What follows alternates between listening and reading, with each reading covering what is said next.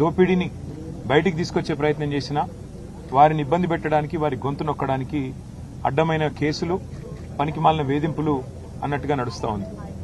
మా సోదరుడు మన్నె క్రిషాంక్ గారు విద్యార్థి ఉద్యమంలో ఉస్మానియా యూనివర్సిటీ నుండి ఒక ధృవతార మాదిరిగా ఆనాడు అప్పుడున్న ప్రభుత్వానికి వ్యతిరేకంగా పోరాటం చేసి, మరి పోరాటంలో ముందుండి నడిచి, తర్వాత క్రమక్రమంగా తెలంగాణ రాష్ట్రం వచ్చిన తర్వాత పెద్దలు కేసీఆర్ గారి ఆశీస్సులతో Telangana state mineral development corporation కి చైర్మన్ గా పనిచేసిన ఒక బాధ్యత కలిగిన సోదరుడు.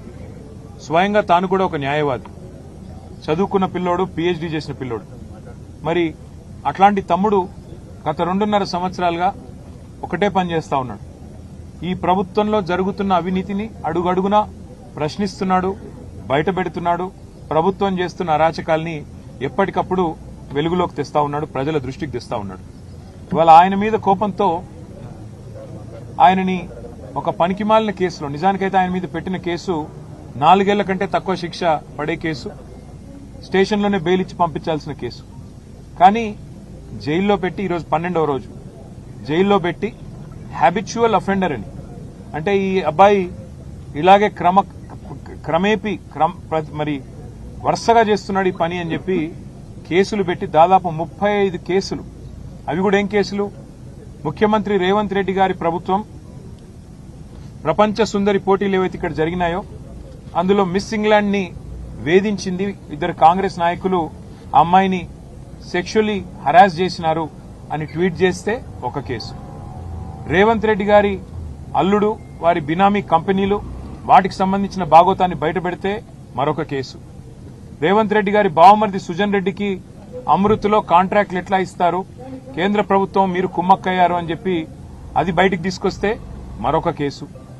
రేవంత్ రెడ్డి గారి ఊళ్ళో కొండారెడ్డిపల్లిలో ఒక మాజీ సర్పంచ్ సాయిరెడ్డి గారిని వీళ్ల సోదరులు భయపెట్టి భయభ్రాంతులకు గురిచేసి ఆయన చావుకు కారణమైనారు అని చెప్పి మరి బయట పెడితే దాని మీద ఒక కేసు.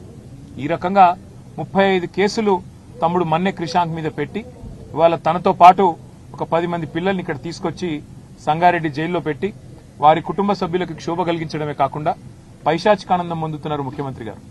నేను ముఖ్యమంత్రి గారిని కోరుతా ఉన్నా, ఈ ప్రభుత్వాన్ని డిమాండ్ చేస్తా ఉన్నా, మీరు బీఆర్ఎస్ సోషల్ మీడియా మీద, బీఆర్ఎస్ నాయకత్వం మీద మీరు పెట్టే శ్రద్ధలో ఒక పైసా ఈ రాష్ట్రంలో శాంతి భద్రతల అదుపు మీద, రాష్ట్రంలో జరుగుతున్న అరాచకమైన నేరాల మీద కొద్దిగా దృష్టి పెట్టండి.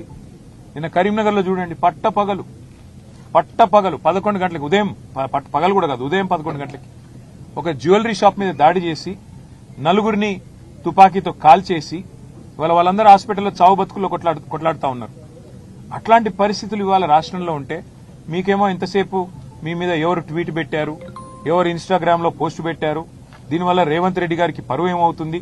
ఆయనకు అసలు పరువు ఉంటే కదా పోనీకే, ఆయనకు అసలు సిగ్గంటూ ఉంటే, లజ్జ అంటూ ఉంటే, ఇచ్చిన హామీలు నెరవేర్చకుండా తప్పించుకొని తిరుగుతున్న ముఖ్యమంత్రి గారు, దీని గురించి ప్రజలేమనుకుంటున్నారో వినే ప్రయత్నం చేయండి.